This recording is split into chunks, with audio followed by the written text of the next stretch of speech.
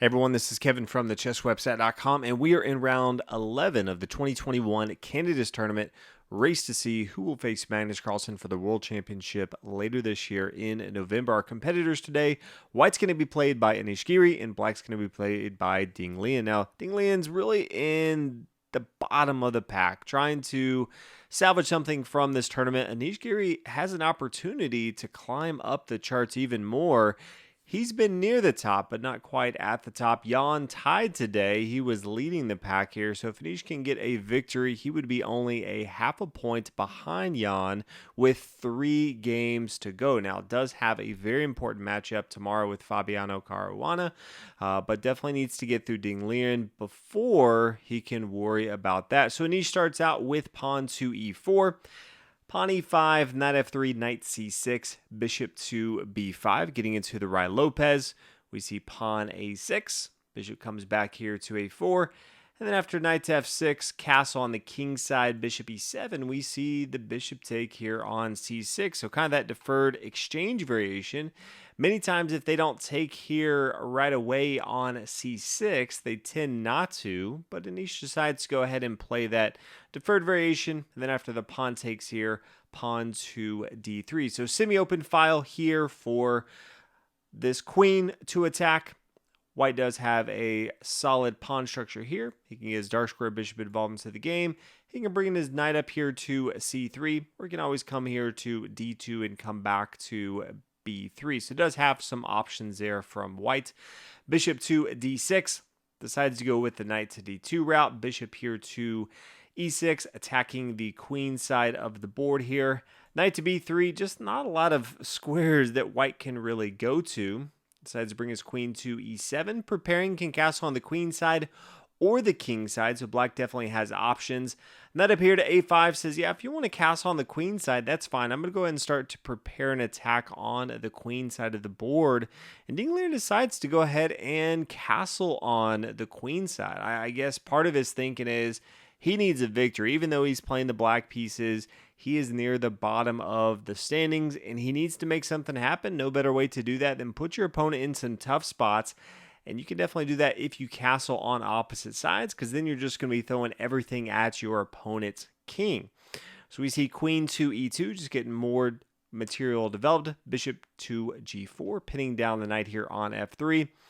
Pawn to c3, just pushing some material here on the queen side of the board. Pawn c5, pawn a3. You know, Anish Giri is much better at chess than I am, but if you're going to be pushing, I think pawn to a4 makes a lot of sense here. Definitely the goal is just to push everything you can in a coordinated fashion, but decides to go ahead and play pawn to a3, pawn c6, and then push forward here with pawn to b4. So it does have some protection from both of these pawns here. Could have chose a different path, but that's sort of his thinking here from the pawn to c3 and pawn to a3.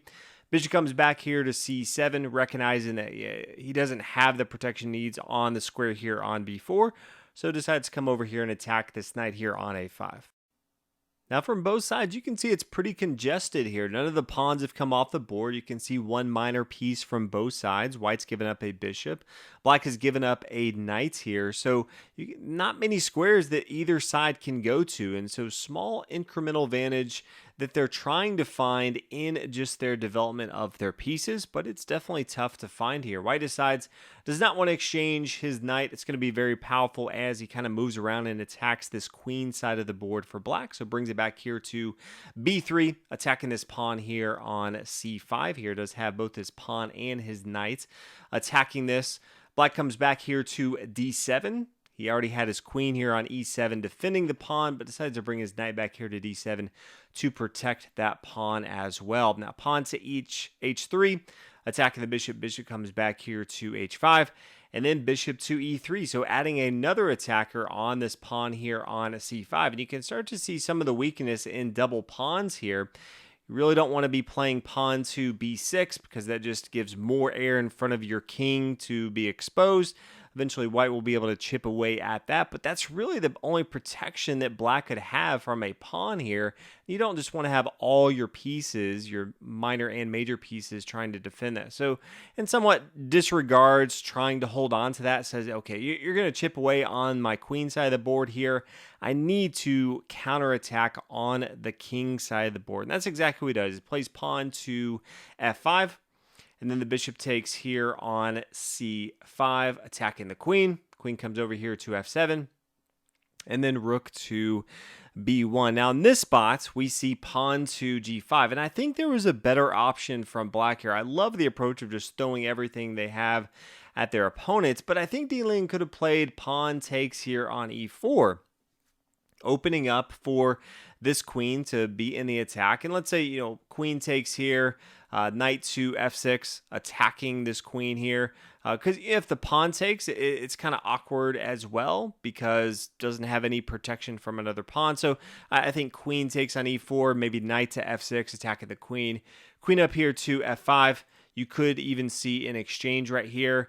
And then after the bishop takes, it gets kind of awkward. Now white has double pawns here on the f-file.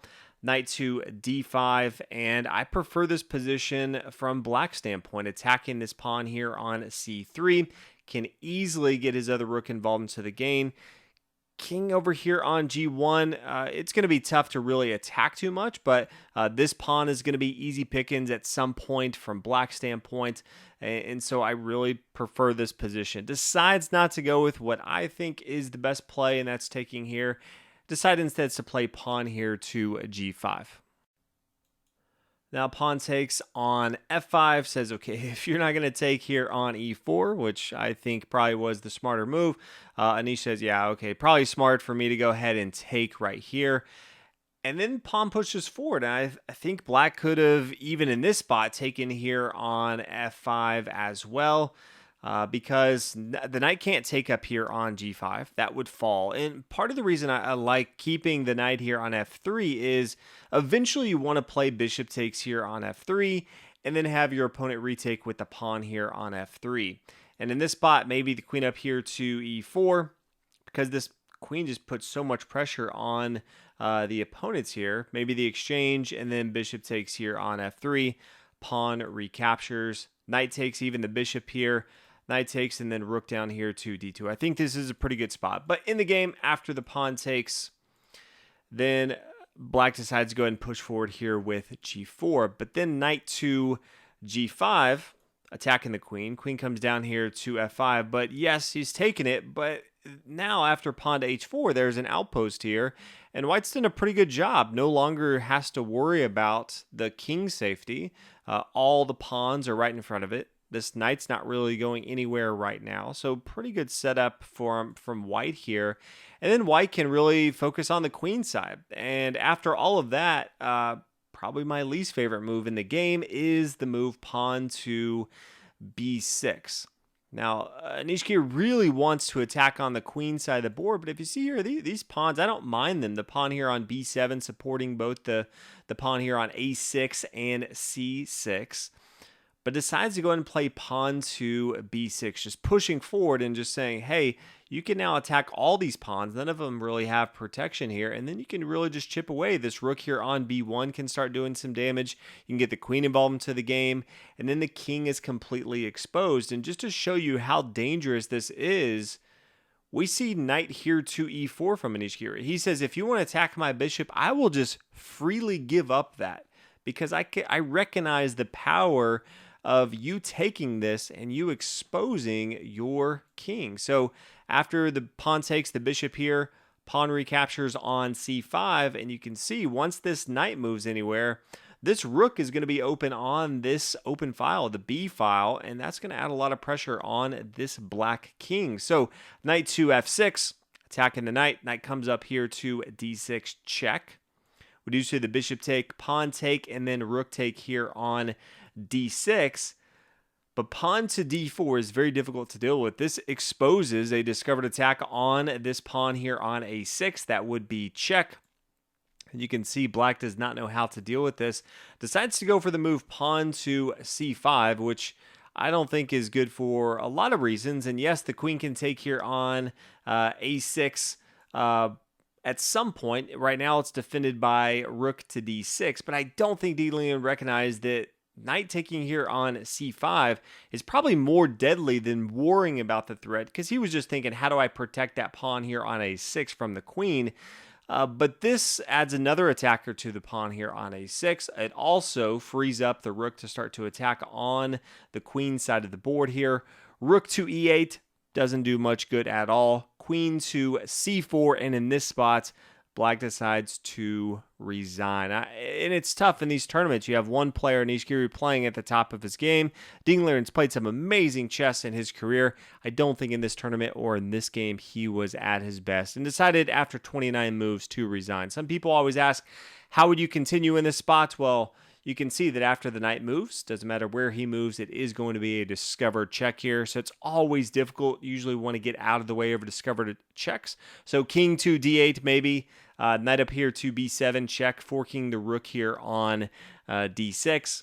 King e7, maybe knight takes, king takes here, and then rook up here to b7, preparing for some pretty devastating attacks here. You can see the queen coming up here if you wanted to. Queen up here to c7. It's a lot of different threats that white has. So Anish Giri, as we said, wins this game and goes half a point behind Jan for first place. And we do have 3 games to go. So it is going to be very, very important that Anish Giri has a big game tomorrow against Fabiano Caruana.